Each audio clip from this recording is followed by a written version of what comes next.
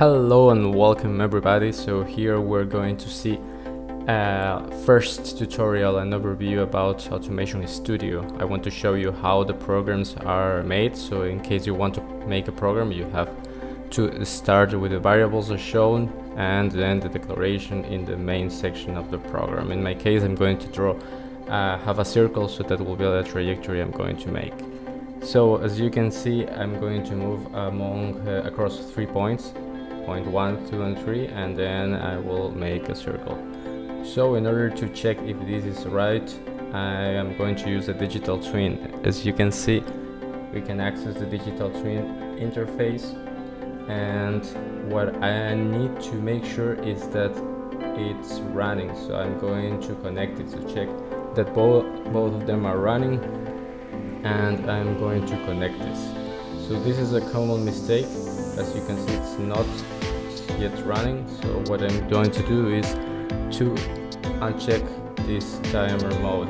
Now both of them are running, but if I want to see the changes in real time, I have to tick again this timer mode mark. So I'm going to do that, and now both of them are running and the robot will move in real time.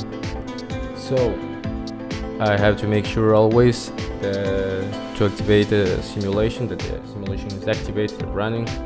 Now I'm going to go to the web interface, activate the B&R simulation, or just type in localhost gate 81, and I will have access to the web interface. So here I have all the programs that I have written. As you can see, first I have to power on the robot. I have to home the robot in order to make sure that it's in the home position and avoid collisions.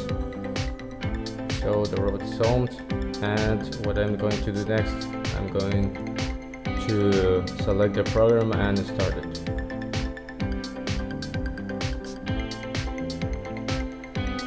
Yeah, so as you can see, the robot is moving in real time. It's describing a trajectory, it's a semicircle.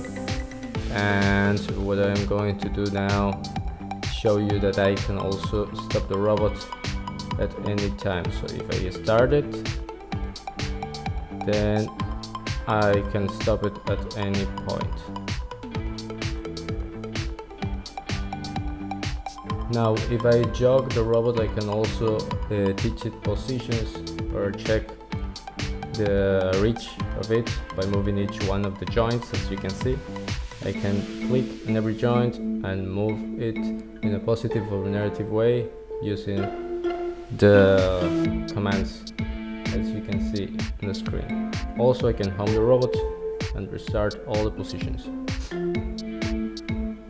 This is our first tutorial. I hope you have liked it, and until next time.